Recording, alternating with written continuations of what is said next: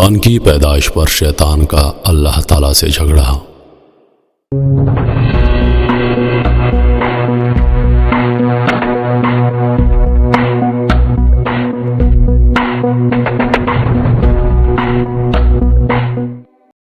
جب کچھ بھی نہیں تھا، صرف اللہ کی ذات تھی۔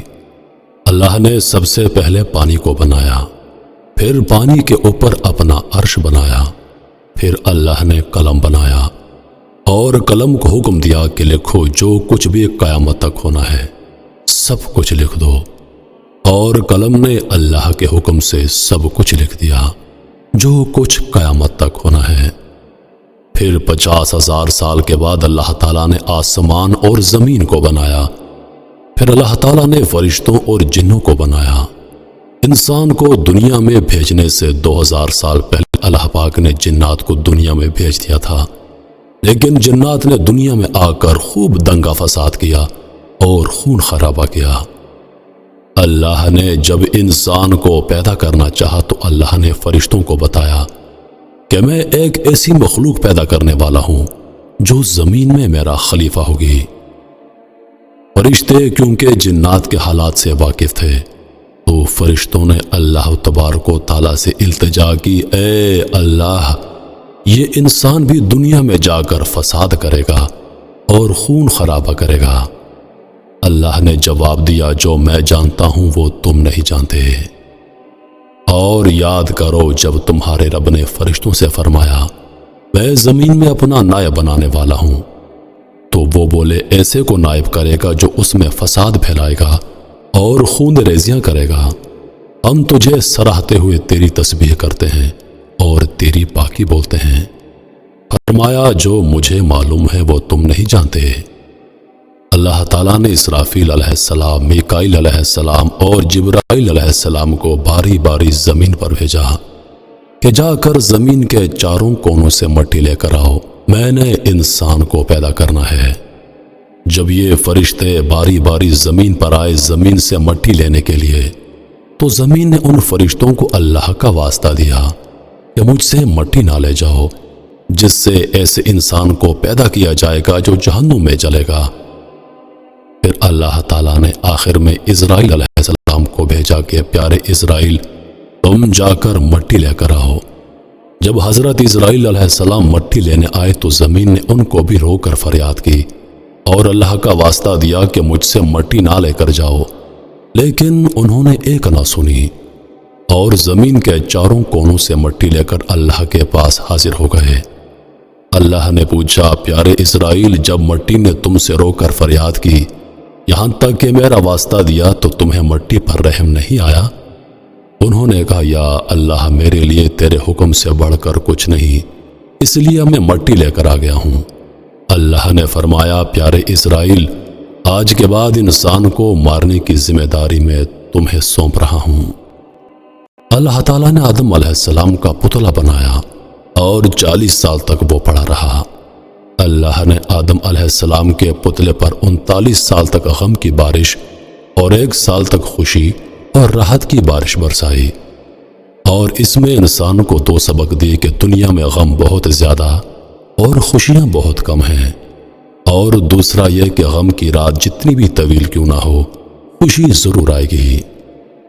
40 سال کے بعد جب آدم علیہ السلام کے پتلے کی مٹی بجنے والی مٹی بن گئی، ایسی مٹی جسے ٹھوکر لگنے سے آواز آتی ہو، تو اس سے اللہ نے آدم علیہ السلام کو پیدا فرمایا۔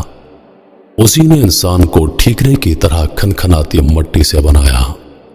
جب آدم علیہ السلام کا پتلا پڑا تھا تو ابلیس آدم علیہ السلام کے پتلے کے پاس آ کر چکر لگاتا رہتا اور حسد سے دیکھ کر کہتا تھا کہ اسے ضرور اللہ نے کسی خاص مقصد کے لیے بنایا ہے۔ اس نے ایک دن حسد میں آ کر آدم علیہ السلام کے پتلے پر تھوک دیا۔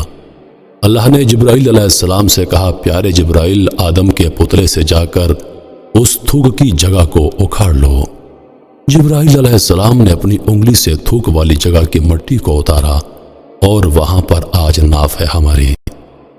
پھر اللہ تعالیٰ نے اس ابلیس کی تھوک والی مٹی سے کتے کو پیدا کیا، اس لیے کتے کے اندر وفاداری انسان کی جبلت کا اثر ہے اور کاٹتا ہے کہ یہ شیطان کی تھوک کا اثر ہے۔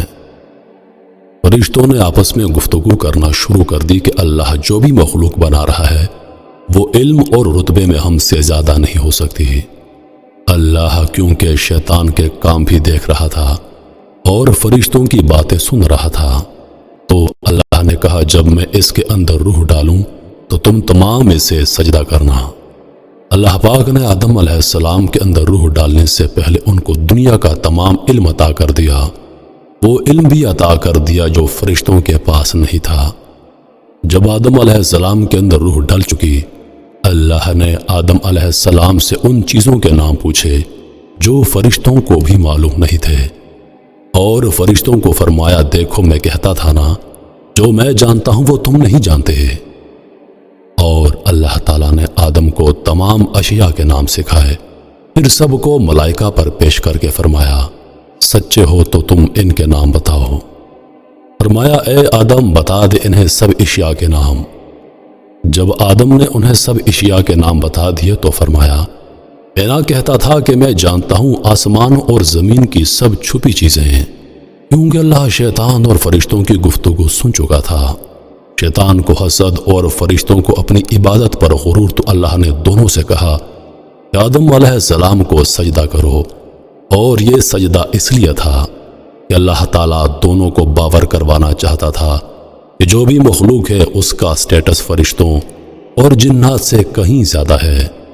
سب نے سجدہ کیا مگر شیطان نے انکار کر دیا اور کہنے لگا میں تو اس سے کہیں زیادہ افضل ہوں، میں کیوں اسے سجدہ کروں؟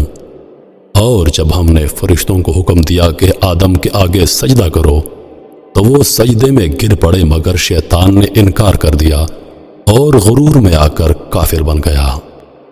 اللہ تعالیٰ نے شیطان کو جنت سے نکالا اور کہا کہ دفع ہو جا، فرمایا تو بہشت سے نکل، تجھے شایع نہیں کہ یہاں غرور کرے، پس نکل جا یہاں سے، تو ذلیل ہے۔ جب اللہ نے یہ کہا نکل جا جنت سے تو ڈر گیا کہ کہیں اللہ نافرمانی کی سزا میں مجھے فنا نہ کر دے، تو منت کرنے لگا یا اللہ مجھے قیامت تک کے لیے زندگی دے دے۔ زندگی کی بھیک مانگنے لگا تو اللہ نے کہا جا تجھے دے دی مہلت۔ جیسے ہی اللہ پاک نے مہلت دی تو گارنٹی مل گئی کہ اللہ وعدے کا پکا ہے، اب مہلت مل گئی ہے تو سزا نہیں دے گا۔ تو اللہ پر بہتان لگانا شروع کیا کہ تو نے مجھے گمراہ کیا ہے، اب میں بھی تیرے بندوں کو قیامت تک گمراہ کرتا رہوں گا۔ بولا قسم ہے تو نے مجھے گمراہ کیا، میں ضرور تیرے سیدھے راستے پر ان بندوں کی طاق میں بیٹھوں گا۔ جب شیطان مردود نے اللہ پاک کو چیلنج کیا تو اللہ پاک نے جواب میں کہا اے مردود ذرا میری بات بھی سن، میرے بندے موت تک جتنے گناہ کرتے رہیں گے، جتنی غلطیاں کرتے رہیں گے، جتنی نافرمانیاں کرتے رہیں گے، لیکن جب جب سچی توبہ کریں گے مجھے اپنی عزت اور جلال کی قسم میں ان کو معاف کرتا رہوں گا۔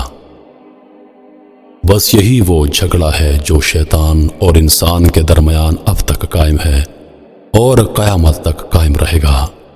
شیطان کا کام انسان کو گمراہ کرنا، انسان کا کام کہ اپنی غلطیوں کی معافی مانگے، سچے دل کے ساتھ اللہ کی حضور گڑ گڑائے توبہ کرے، کیونکہ اللہ پاک اپنے وعدے کا پکا ہے۔ اس نے شیطان سے وعدہ کیا تھا کہ میرا بندہ جتنے گناہ کر لے، جب جب مجھ سے سچی توبہ کرے گا میں اس کی توبہ قبول کروں گا، میں اس کے گناہوں کو معاف کر دیا کروں گا۔ میرے محترم عزیز دوستو، اب انتخاب آپ نے کرنا ہے۔